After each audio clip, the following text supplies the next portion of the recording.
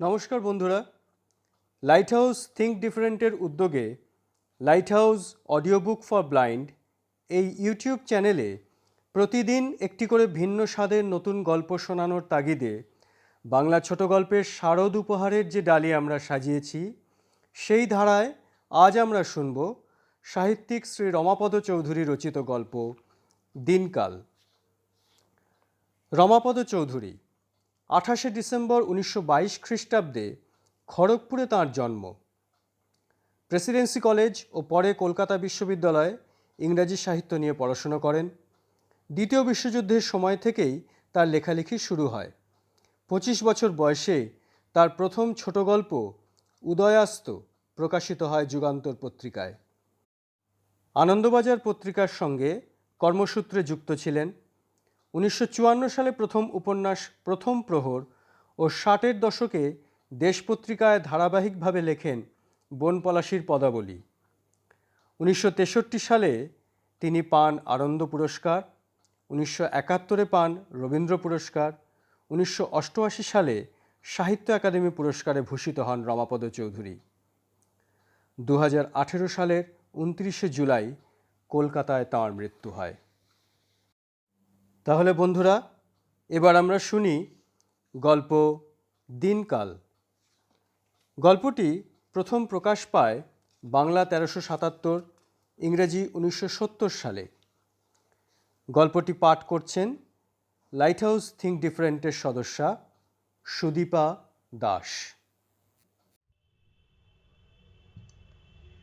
আমাদের বড় মেয়েকে নিয়ে কোনো দুশ্চিন্তা ছিল না। সে একটু ঠান্ডা প্রকৃতির, ছেলেবেলা থেকেই একটু বেশি লাজুক এবং আমাদের দুজনেরই খুব বাধ্য ছিল। তার বিএসসি পরীক্ষার ফল বের হওয়ার আগেই হঠাৎ একটি ভালো যোগাযোগ হয়ে গেল। অরুণা বললে ছেলেটি চমৎকার, তার বাড়ির পরিবেশটিও আমার পছন্দ হয়েছিল। আমি অরুণার সামনেই একদিন রুবিকে ডেকে জিজ্ঞেস করলাম, এ বিয়েতে তোর মত আছে তো রুবি? রুবি বিষম লজ্জিত মুখ করে আমার সামনে থেকে পালিয়ে গেল। পরে অরুণার কাছে শুনলাম সে নাকি বলেছে, আমার আবার মত কি? মেয়ের কিসে ভালো বাবা মা ছাড়া আর কেউ বোঝে নাকি? শুনে আমার সত্যি খুব ভালো লেগেছিল। সৌভাগ্য আমাদের, ওরা সুখী হয়েছে। আমার একমাত্র ছেলে অন্তুর বয়স এখন 21। অন্তুর ভালো নাম নিরুপম। ও যখন স্কুল ছেড়ে কলেজে ঢুকলো তখন ওকে দেখে নিতান্তই বালক মনে হতো। অন্তু কখনো কখনো আমাদের লুকিয়ে চুল কাটা সেলুনে দাড়ি কামিয়ে আসতো। আমরা বুঝতে পারতাম এবং ওর এই বড় হওয়ার চেষ্টা দেখে আমিও অরুণা চোখাচোখি ভাবে নিঃশব্দে হাসতাম। ওই বয়স তো একদিন আমারও ছিল। তখন কি করে যে নিজেকে পূর্ণবয়স্ক যুবক ভাবতাম জানি না। আমার যতদূর মনে পড়ে প্রায় ওই বয়সেই আমি প্রথম প্রেমে পড়ি এবং সেটাই আমার জীবনের প্রথম ও শেষ প্রেম। সেসব দিনের কথা অরুণা কিছুই জানে না, জানলেও খুব একটা বিচলিত হতো বলে মনে হয় না। তবু আমার সেই কলেজ জীবনের পরিচ্ছন্ন প্রেমটুকুকে বিশুদ্ধ রাখার জন্যেই অরুণার কাছে তার কোনো আভাস কোনো দিনই দিইনি। এমনকি আমার কখনো কখনো মনে হয়েছে সেই পরম বঞ্চনা ও চরম আঘাতের কথা কাউকে বলতে গেলে 52 বছর বয়সেও হয়তো আমার চোখের পাতা ভিজে যেতে পারে। অন্তুকে নিয়ে সেই জন্যই আমার দুর্ভাবনার শেষ ছিল না। যৌবনের সেই হঠকারিতার পর থেকে প্রেম আমার কাছে একটি বিভীষিকা। 30-32 বছর কেটে গেছে, সমস্ত স্মৃতি এখন ঝাপসা। কিন্তু প্রেমের মধ্যে, বিশেষ করে ব্যর্থ প্রেমের মধ্যে কি অসহনীয় কষ্ট, কি দুরন্ত জ্বালা, তা আমার আজও মনে আছে। আছে বলেই অন্তুকে নিয়ে আমার এত ভাবনা। রুবি অন্তুর চেয়ে 2 বছরের বড়। তার ফলে রুবির সঙ্গে কলেজে যে মেয়েরা পড়তো তাদের 2-1 জন আমাদের বাড়ি আসতো। তারা কিন্তু কেউই অন্তুকে গ্রাহ্যের মধ্যে আনতো না। আমাদের কাছে অবশ্য সেটুকুই ছিল সান্ত্বনা। আমি হাসতে হাসতে অরুণাকে একদিন বলেছিলাম, ভাগ্যিস রুবি ওর ছোট বোন নয়। শুনে অরুণা অবাক হয়ে হেসে ফেলেছিল। কি যে বলো, প্রেম কি আর সস্তা নাকি? আমি বলতে পারতাম না যে প্রেম খুব সুলভ নয় বলেই আমার এত ভয়। আসলে অন্তুকে আমরা দুজনেই যে খুব ভালোবাসি, দুজনেই যে তার জন্য খুব গর্বিত, এটাই শেষ কথা নয়। আমরা তাকে রুবির মতোই সুখী দেখতে চেয়েছিলাম, এবং প্রেম সম্পর্কে আমার নিজের আতঙ্ক আমি নিশ্চয়ই অন্তুর ওপর চাপিয়ে দিতে চাইনি। আমি মনে মনে এমন একটা উদার চিন্তাকেও লালন করেছি যে অন্তু যদি কোনো মেয়েকে ভালোবাসে, তাকে বিয়ে করতে চায়, তাহলে আমি সম্মতি দেব তো নিশ্চয়ই। এমনকি অরুণার মনে কোনো দ্বিধা থাকলেও আমি তা দূর করে দেব। প্রকৃতপক্ষে প্রেমে আমার কোনো ভয় ছিল না, ভয় ছিল ব্যর্থ প্রেমে। আমার সমবয়স্ক সহকর্মীদের কয়েকজনকে আমার রীতিমতো বৃদ্ধ মনে হতো, অথচ আমি নিজে কিছুতেই আমার নিজের বয়সকে অনুভব করতে পারতাম না। সেজন্য সমবয়স্কদের সঙ্গে আমার তেমন মেলামেশা ছিল না। তাদের আলোচনায় আমি কোনো আকর্ষণ বোধ করতাম না। তাদের সুখ দুঃখ আমাকে স্পর্শই করতো না, কারণ চিন্তা ভাবনা বা মানসিকতায় আমি এখনো যুবক, 52 বছরের যুবক। চাকরি থেকে অবসর নিতে আর বছর বাকি আছে, সেই হিসেব একদিন অন্যের মুখে শুনে আমি বিষণ্ণ বোধ করেছিলাম। তবে আমার সেই সহকর্মীর মতো বিব্রত বোধ করিনি, কারণ লেখাপড়ায় অন্তু খুব উজ্জ্বল না হলেও তার পরীক্ষার ফল কখনো তার বুদ্ধিদীপ্ত মুখখানিকে আমার চোখে নিষ্প্রভ করে দেয়নি। অন্তু চিরকালই অত্যন্ত উৎফুল্ল চরিত্রের ছেলে এবং অত্যন্ত কোমল স্বভাবের। তার ভবিষ্যৎ নিয়ে বিব্রত হবার কারণ ছিল না। পাড়ার ছেলে মেয়েদের সঙ্গে অন্তু স্বাভাবিক ব্যবহার করত। সমবয়সী মেয়েদের সঙ্গে কখনো কখনো সে রাস্তায় যখন কথা বলতো বা কোনো বিষয় নিয়ে হাসাহাসি করত, তখন তার মধ্যে কোনো জড়তা থাকতো না। অল্প বয়স থেকেই সেই মেয়ে কটির সঙ্গে সে বড় হয়েছে, রাস্তায় ক্রিকেট খেলেছে, একদল হয়ে সরস্বতী পুজো করেছে। সুতরাং তাদের মধ্যে কারো সম্পর্কে অন্তুর কোনো দুর্বলতা আছে কিনা আমি অকারণেই কখনো কখনো খুঁজে বের করার চেষ্টা করেছি। কখনো মনে হয়েছে তেমন কোনো সম্পর্ক আবিষ্কার করতে পারলে আমি খুশিই হব, অরুণার সঙ্গে ভাগাভাগি করে সেই মজাটুকু উপভোগ করব। অন্তু যেবার পোস্ট গ্রাজুয়েটে ভর্তি হলো, সেই বছর আমি প্রথম নিজেকে একটু বয়স্ক মনে করতে পারলাম। রুবির বিয়ের সময় এই অনুভূতিটা আসেনি, বরং মনে হয়েছিল রুবির বিয়েটা আমাকে জোর করে বয়স্কদের দিকে ঠেলে দিতে চাইছে। কিন্তু ছেলে বড় হলে নিজেরই বুড়ো হতে ইচ্ছে করে। একবার অরুণার সঙ্গে পুজোর বাজার করতে বেরিয়েছিলাম, সঙ্গে অন্তু কিছুতেই যেতে চায়নি, তবু অরুণা তাকে জোর করে নিয়ে গেছিল একালের জামাইদের পছন্দ জানতে এবং রুবির জন্য শাড়ি বাছার কাজে সাহায্য পাবে বলে। সেখানে ভিড়ের মধ্যে লাজুকভাবে ও যে দুটি মেয়ের দিকে এক পলক তাকিয়ে দেখেছিল, আমি সে দুটি মেয়েকে লক্ষ্য করে দেখেছিলাম এবং অন্তুর রুচি ও পছন্দ দেখে খুশি হয়েছিলাম। তাই প্রথম যেদিন ওর কাছে একটি টেলিফোন এলো, আমি ভয় পাইনি, ভীষণ মজা পেয়েছিলাম। টেলিফোন তুলে হ্যালো বলতেই একটি মধুর মেয়েলি কণ্ঠ জিজ্ঞেস করলো, নিরুপম আছে? আমি বললাম, না, সে একটু বাইরে গেছে, এক্ষুনি ফিরবে। আমি প্রথমটা বেশ আশ্চর্য হয়েছিলাম। আমাদের সময় কোনো মেয়ে এভাবে টেলিফোন করেনি। মেয়েদের গলা শোনার জন্যে অন্যের বাড়ি থেকে আমরা 3টি বন্ধু একবার টেলিফোন এক্সচেঞ্জে সময় জানতে চেয়ে ফোন করেছিলাম। অ্যাংলো ইন্ডিয়ান অপারেটর মিষ্টি গলায় জবাব দিয়েছিল, এইটুকুই মনে আছে। সেকালে অটোমেটিক টেলিফোন ছিল না, অপারেটরই বেশিরভাগ ছিল অ্যাংলো ইন্ডিয়ান। যে মেয়েটি নিরুপমের খোঁজ করছিল তার নাম জিজ্ঞেস করতে আমার সংকোচ হলো। তাছাড়া আমি একটু বেশি বেশি নরম গলায় উত্তর দিলাম, কারণ আমি শুনেছিলাম আজকাল ওই বয়সের ছেলেদের অনেক মেয়ে বন্ধু থাকে। আমি বিস্মিত হয়েছি বা অপছন্দ করছি কোনো ক্রমে জানতে পারলে মেয়েটি নিশ্চয়ই কলেজে তার রাষ্ট্র করে নিরুপমকে লজ্জায় ফেলবে। তাই আমি মেয়েটিকে জিজ্ঞেস করলাম, নিরুপম ফিরে এলে তাকে কিছু বলতে হবে? মেয়েটি এক নিমিষের জন্য কি যেন ভাবলো, তারপর বললে, না, আমিই আবার ফোন করব। মেয়েটির নাম বলল না বলেই আমার মনে ঈষৎ খটকা লাগলো। কিছুক্ষণ বাদেই নিরুপম এলো। আমি সপ্রতিভ হবার চেষ্টা করে বললাম, তোর ফোন এসছিল, এখনই আবার রিং করবে বলেছে। আমার মনে হলো নিরুপম একটু অস্বস্তি বোধ করলো। মিনিট 15 বাদে টেলিফোন বেজে উঠল আবার। নিরুপম রিসিভার তুলল। আমি সে ঘর ছেড়ে অন্যত্র চলে গেলাম, যাতে নিরুপম না মনে করে আমি তার দিকে কান পেতে আছি।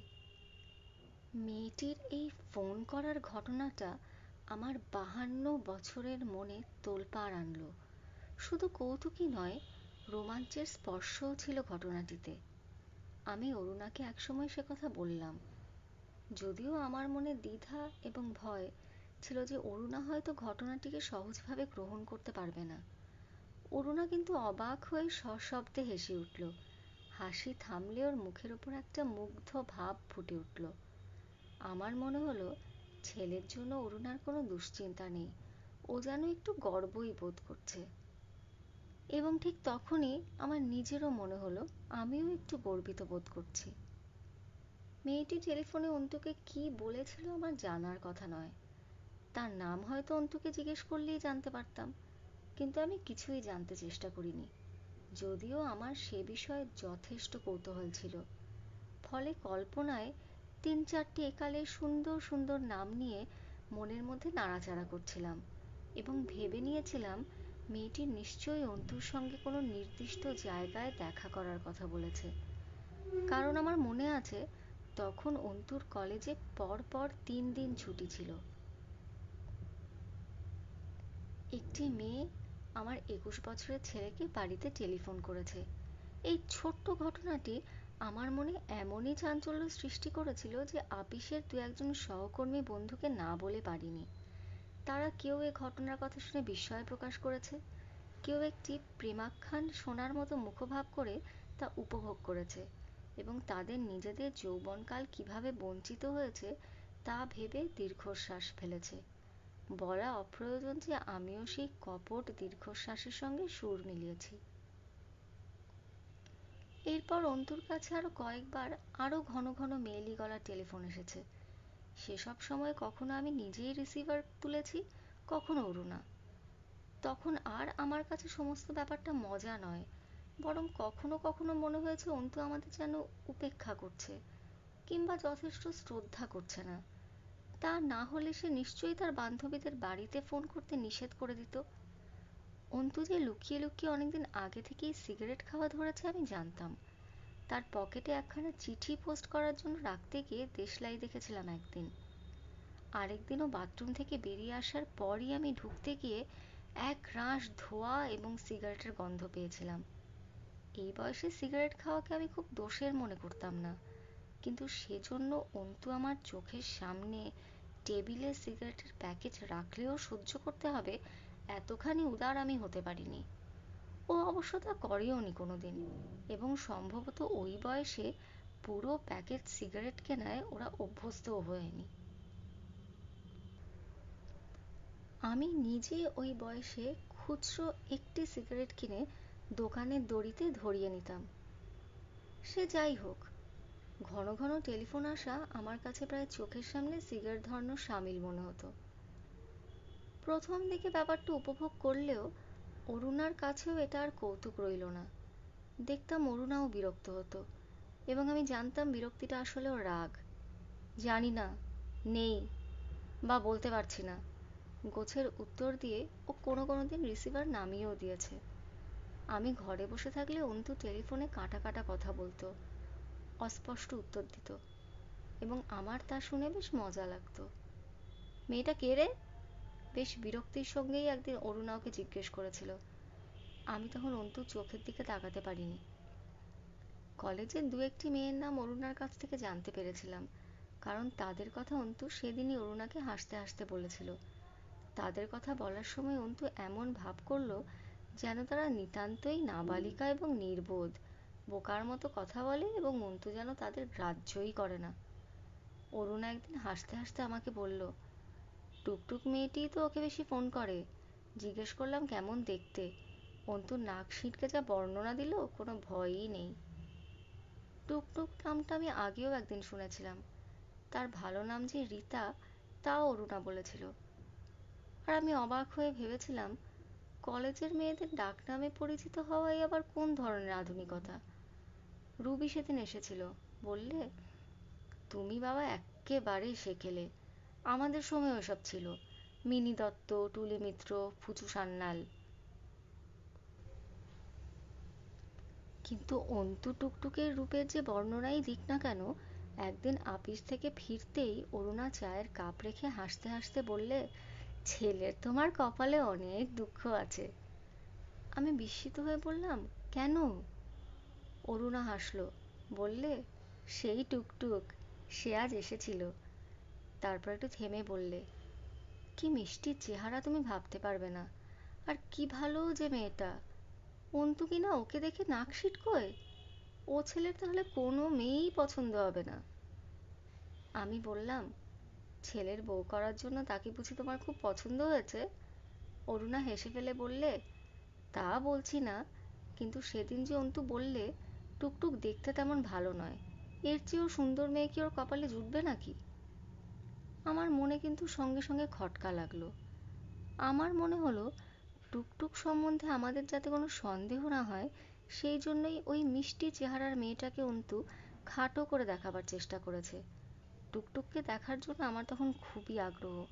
আমি ফিরে আসার আগেই ওরা দুটিতে চলে গেছে শুনে আমার খারাপ লাগলো। ভাবলাম, আর একটু আগে কেন আসেনি। এর দিন কয়েক পরেই দুপুরের দিকে অফিস থেকে বেরিয়েছি ইন্স্যুরেন্সের প্রিমিয়াম জমা দিয়ে আসতে। হঠাৎ মেট্রোর নিচে অন্তুকে দেখলাম, সঙ্গে রীতিমতো সুশ্রী একটি মেয়ে, স্লিম চেহারা, এক মাথা শ্যাম্পু করা হালকা চুল, চোখ দুটি। সত্যি কথা বলতে কি, মেয়েটিকে এক নজরে দেখে নিজেই আমি উল্টো দিকে হাঁটতে শুরু করে দিয়েছিলাম, পাছে অন্তু আমাকে দেখে ফেলে। অর্থাৎ লজ্জা যেন আমারই।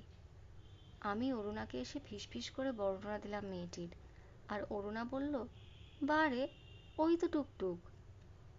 টুকটুককে ভালো করে দেখার, কাছে বসে তার সঙ্গে কথা বলার আমার ভীষণ ইচ্ছে হতো, এবং আমার সবচেয়ে বড় কৌতূহল ছিল তাকে দেখে বা তার সঙ্গে কথা বলে মেয়েটিকে যাচাই করে নেবার।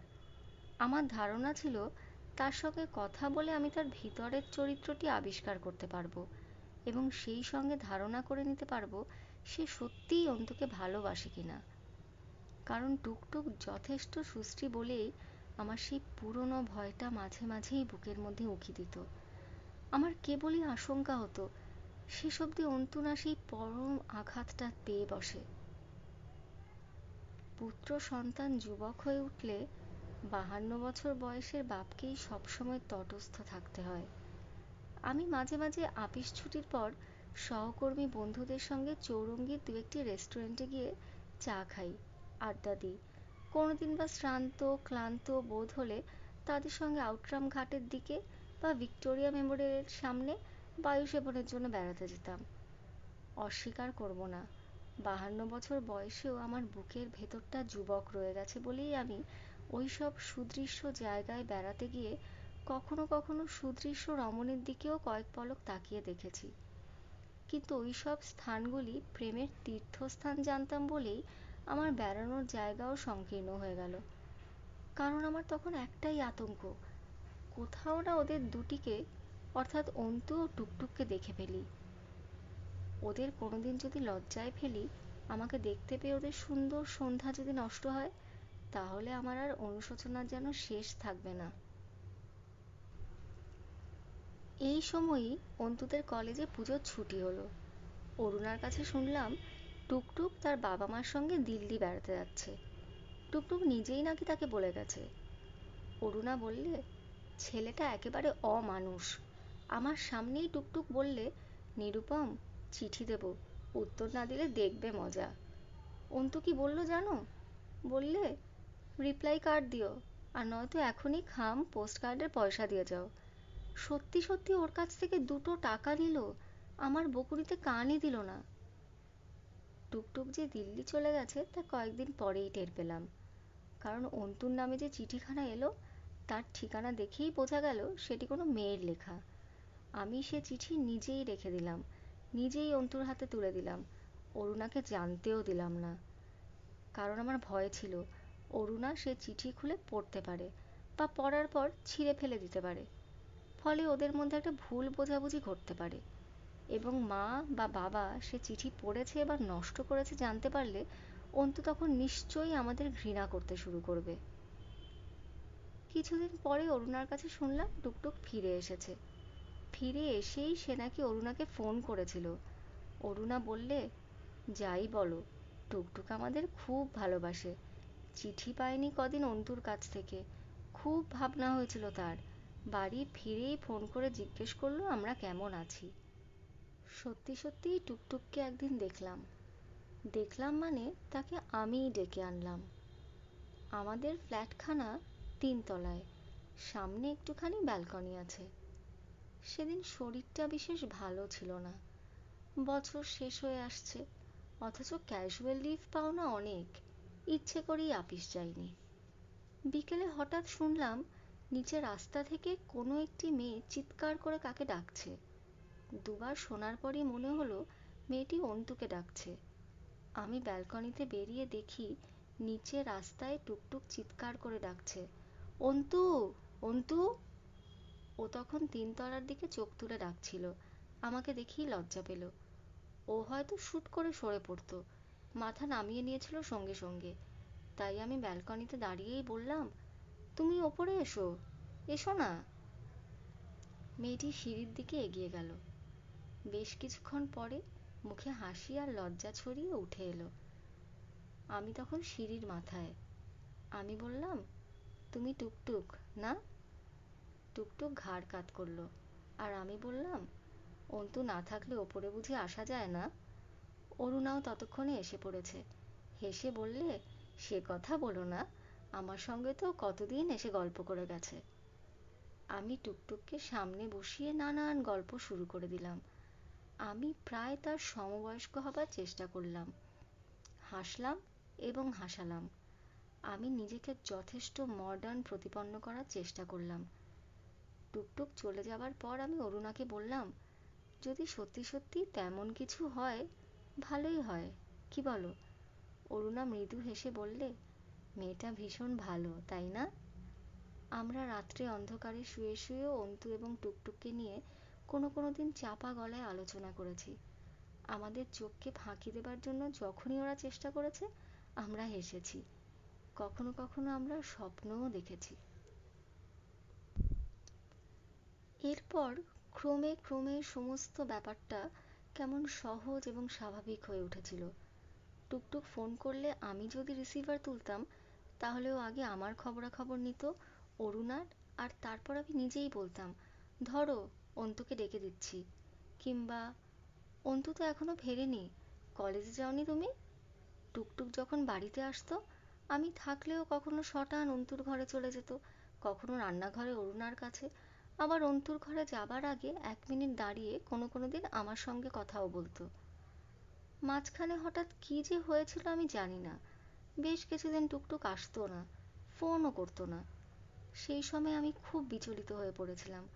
অরুণাকে জিজ্ঞেস করেছিলাম, টুকটুকের কি খবর বলো তো? অরুণা বললে, ঝগড়া করেছে আবার কি, এত বলি একদিন আসতে বলিস, কেবল এড়িয়ে যায়। শুনে আমার মনটা দমে গেল। আমার বিশ্বাস হলো না। আমি মনে মনে ভয় পেলাম। আমি ভাবলাম যে আতঙ্কটা আমার মনের মধ্যে বরাবর উকি দিয়েছে সেটাই বোধহয় সত্যি হলো। আমার কেবল ইচ্ছে করতো আগের মতোই অন্তুর ঘর থেকে ওদের দুজনের সশব্দ হাসি বা হট্টগোল বা তুচ্ছ ঝগড়াঝাঁটি ভেসে আসুক। একটা কাঠের বাজনা শুনেছিলাম ছেলেবেলায়, ওদের কথা কাটাকাটি ঠিক তেমনই মিষ্টি লাগতো। আমি সে সময় অন্তুর মুখের দিকে তাকিয়ে দেখতাম, ও মাঝে মাঝেই কেমন অন্যমনস্ক হয়ে যেত, একটু খিটখিটিও হয়েছিল। খাবার টেবিলে বসে আমি লক্ষ্য করতাম ওর খিদে ঠিক আগের মতো নেই। আমি কি করব ঠিক করতে পারতাম না। আমি শুধু মনে মনে চাইতাম ও যেন আঘাত না পায়, কষ্ট না পায়। তখন গরমকাল। অন্তু বলল, বাবা, চলো না এবার দার্জিলিং যাই। আমি ভাবলাম কলকাতা ওর কাছে এখন একটা যন্ত্রণা। ও এখান থেকে পালাতে চাইছে, পালাতে। আমি অরুণাকে বললাম, তাই চলো। অন্তু যখন বলছে, আমি অরুণাকে বললাম, দোষ তোমারই, তুমি প্রশ্রয় দিয়ে দিয়ে বাড়িয়ে দিলে, অথচ শেষ রক্ষার কথা ভাবলে না। অন্তুর জন্যে আমার ভীষণ কষ্ট হতো, অনেক রাত অবধি আমার ঘুম আসতো না। অরুণাও তার ব্যথা, তার কষ্ট চেপে রেখেছিল। হঠাৎ একদিন রাত্রে কেঁদে ফেলে বলল, আমার কিচ্ছু ভালো লাগছে না। একটু থেমে হঠাৎ বললে, আচ্ছা আমি যদি টুকটুকদের বাড়ি যাই? আমি নিষেধ করলাম, বললাম, ওদের কাউকে তো আমরা চিনি না, কি জানি কি মনে করে বসবেন ওরা। তাছাড়া অন্তু জানলে রেগে যাবে, ওর হয়তো সম্মানে লাগবে। শেষ অবধি তাই দার্জিলিংয়েই আমরা গেলাম। ক্যাপিটাল সিনেমার কাছেই হোটেল কুন্ডুতে গিয়ে উঠলাম। সেদিনই বিকেলে বেড়াতে গেলাম ম্যালে। আমরা কেউই দেখতে পাইনি। টুকটুক ছুটে এলো একমুখ হাসি নিয়ে, অন্তু তুমি? গ্র্যান্ড হয়েছে, কাকাবাবু আপনারাও এসছেন, বলে তার বাবা মা ভাই বোনদের দিকে ফিরে তাকালো, আমাদের ডেকে নিয়ে গেল। আলাপ হলো সকলের সঙ্গে। বোঝা গেল অন্তুকে ওরা খুব ভালো করেই চেনেন। অন্তু ওদের বাড়ি অনেকবার গেছে। টুকটুকের বাবা খুব সজ্জন, মা বেশ মিশুকে। প্রতিদিন সকাল বিকেল আমাদের দেখা হতো, কখনো ম্যালে বেড়াতে এসে, কখনো দোকানে বাজারে, কখনো দল বেঁধেই আমরা এখানে ওখানে যেতাম। কিন্তু অন্তু আর টুকটুক সব সময় আলাদা। হয় ওরা আমাদের সকলের পিছনে পিছিয়ে যেত, কিংবা তড়বড় করে অনেক আগে আগে চলে যেত। আবার এক এক দিন ওরা দুজনেই একেবারেই দলছাড়া হয়ে কোথায় যেত কে জানে। আমি অরুণাকে বললাম, যাক বাবা, ঝগড়া মিটে গেছে। অরুণা বললে, ঝগড়া না ছাই। তার মানে? আমি বুঝতে পারলাম না অরুণা কি বলতে চায়। অরুণা হাসলো, সব প্ল্যান, সব প্ল্যান করে এসেছে, বুঝতে পারছো না? তা না হলে হঠাৎ দার্জিলিং আসতে চাইবে কেন অন্তু? ওদের দুজনকে দেখে আমরা দুজনে আবার হাসাহাসি করলাম, আর অরুণা বললে, দুটিতে বেশ মানায় কিন্তু। একদিন আমরা অতটা ওপরে উঠতে পারিনি, মাঝপথেই থেমে গিয়েছিলাম, আর অন্তু টুকটুক অনেকখানি ওপরে উঠে গিয়ে একটা বিশাল পাথরের ওপর বসেছিল। ওদের দুজনের বসার ভঙ্গিটি ছিল ছবির মতো। ওরা খুব হাসছিল আর গল্প করছিল। সেদিকে তাকিয়ে আমি ফিসফিস করে অরুণাকে বললাম, দেখো দেখো, ঠিক যেন made for each other. Aruna হেসে উঠে বললে, সত্যি। দার্জিলিং থেকে ফিরে এলাম খুব একটা খুশি মন নিয়ে। সমস্ত বুকের ভেতরটা যেন ভরাট। মনে হলো জীবনে এত সুখী আমি কখনো হইনি। অন্তুও ট্রেনে আসবার সময় উচ্ছ্বসিত হয়ে বলেছিল, ওয়ান্ডারফুল, দার্জিলিং এত সুন্দর ভাবতেই পারিনি। আমি আর অরুণা চোখ চাওয়াচাই করে হাসি চেপেছিলাম। কলকাতায় ফিরে এসে আবার সেই অসহ্য গরম, অন্যদিকে মন দেবার জোটই ছিল না। তবু এরই মাঝে আমি সহকর্মী বন্ধুদের কাছে দার্জিলিংয়ের ঘটনা সবিস্তার বলেছি, বলে আনন্দ পেয়েছি, আর কপট আক্ষেপের গলায় ক্ষোভ প্রকাশ করেছি। আরে মশাই, কি নির্লজ্জ, কি সাহস মেয়েটারও! আমরা যেন বাবা মা নই, স্রেফ অচেনা পাবলিক। বন্ধুরা মজা পেয়েছে, সান্ত্বনা দিয়ে বলেছে, এখনকার হালচালই ওরকম, কি আর করব, আমরাও সহ্য করে যাচ্ছি। তাদের মধ্যে দু একজন আবার গোঁড়া, 52তেই বৃদ্ধ, তারা দোষ দিয়েছে আমাকে, আশকারা দিয়ে দিয়ে আপনারাই তো ছেলে মেয়েদের মাথা খাচ্ছেন। আমি মনে মনে হেসেছি, এবং আমি মনে মনে স্বপ্ন দেখেছি। তারা তাদের ছেলেদের জন্য অনেক কিছু চাইতো, ভালো রেজাল্ট, ভালো চাকরি, উন্নতি, আরো কত কি। আমার চাওয়া শুধু একটি, অন্তু যেন সুখী হয়। অন্তুর এই 21 বছরের স্বপ্নমাখা নরম বুকে যেন কেউ আঘাত না দেয়। এই বয়সেই সে যেন আমার মতো ভেঙে না পড়ে, আমার 21 বছরের মতো। অরুণার কাছে শুনেছিলাম টুকটুক আবার এসেছিল একদিন। সারা দুপুর অন্তুর ঘরে বসে গল্প করেছে।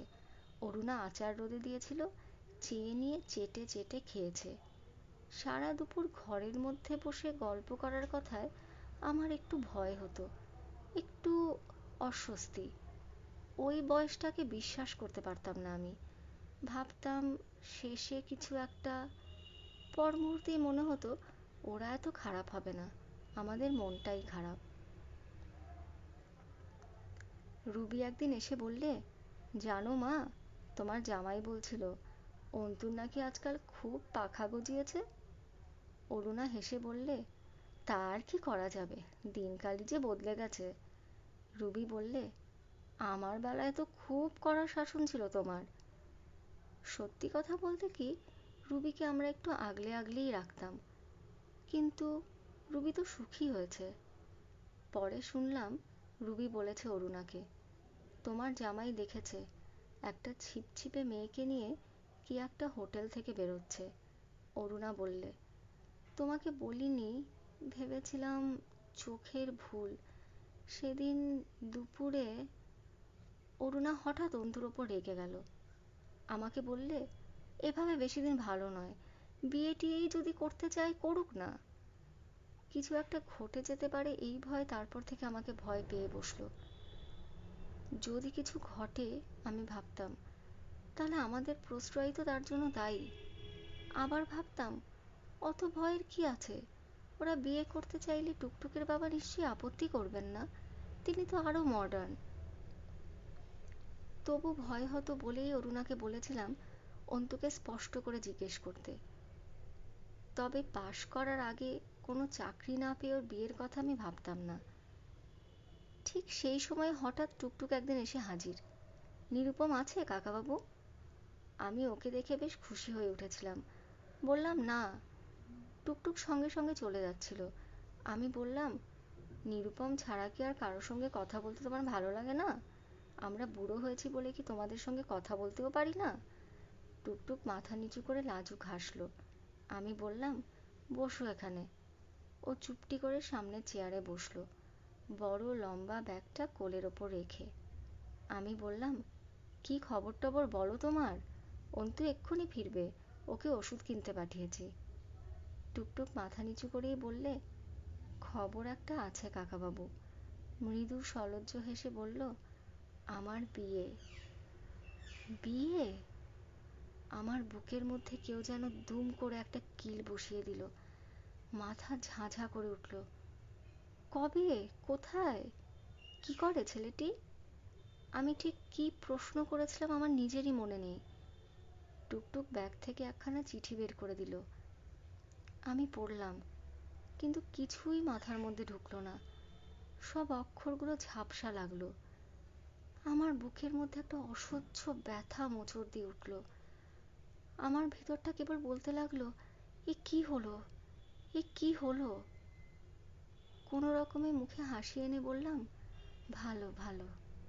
আর টুকটুক উঠে বলল, আমি এক্ষুনি ঘুরে আসছি, নিরুপমকে একটু থাকতে বলবেন কাকাবাবু। টুকটুক চলে গেল। আর তখনই অরুণা এসে বললে, টুকটুকের গলা শুনছিলাম না? আমি অরুণাকে সব বললাম। অরুণা আমার সামনে এসে বসলো। আমরা পরস্পরের সঙ্গে একবার চোখাচোখি হওয়ার পর নিঃশব্দে চোখ নামিয়ে বসে রইলাম। ফিসফিস করে বললাম, এই বয়সে বেচারি, প্রথম থেকেই আমার এই এক ভয় ছিল। অরুণা বললে, এইটুকু ছেলে ও সহ্য করবে কি করে? আমার সত্যি সত্যি কান্না পাচ্ছিল। আমার নিজের 21 বছর বয়সে সেই আঘাতটার কথা মনে পড়ছিল। অন্তু ফিরে এসে ওষুধটা দিয়ে নিজের ঘরে চলে গেল। আমি ওকে কিছুই বলতে পারলাম না। এমনকি টুকটুক এসেছিল বা থাকতে বলেছে সে কথাও বলতে পারলাম না। মিনিট কয়েক পরেই টুকটুক ফিরে এলো। আমি ওকে অন্তুর ঘর দেখিয়ে দিলাম ইশারায়। শুধু বললাম, আছে। আমি আর অরুণা অন্তুর ঘরের দিকে তাকাতে পারলাম না। শুধু চুপ করে বসে রইলাম আতঙ্কে, অপেক্ষায়। যেন এখনই একটা ভূমিকম্প হয়ে যাবে। অন্তুর বুকের মধ্যে এখনই একটা ভূমিকম্প হবে। হঠাৎ একটা হট্টগোল ভেসে এলো ওর ঘর থেকে। চিৎকার, উল্লাস, হৈ হৈ। তুমি একটা ইডিয়েট। অন্তুর গলা। নিরুপম, ভালো হবে না বলছি। তুমি না হলে। আমি অরুণার চোখের দিকে তাকালাম। অরুণা আমার চোখের দিকে তাকালো। একটু পরেই অন্তু আর টুকটুক বেরিয়ে এলো। অন্তু চিৎকার করছে, আচ্ছা বাবা, মা, তুমি বলো, স্টুপিড বলবো না ওকে? ওর পরশু বিয়ে, একটা বন্ধুকেও এখনো নেমন্তন্ন করেনি। টুকটুক সাক্ষী মানলো অরুণাকে। আচ্ছা কাকিমা, আমি কাল পরশু দুবার ফোন করিনি? নিরুপম, তুমি বাড়িতে থাকো নাকি কোনো সময়? ওরা দুজনে বেরিয়ে গেল বন্ধুদের নেমন্তন্ন করতে। আমরা চুপ করে বসে রইলাম, পরস্পরের চোখের দিকে তাকালাম, একটু অবাক হয়ে। অরুণা হঠাৎ বললে, তুমি এবার নিশ্চিন্ত হলে তো? বললাম, জানি না, বুঝতে পারছি না।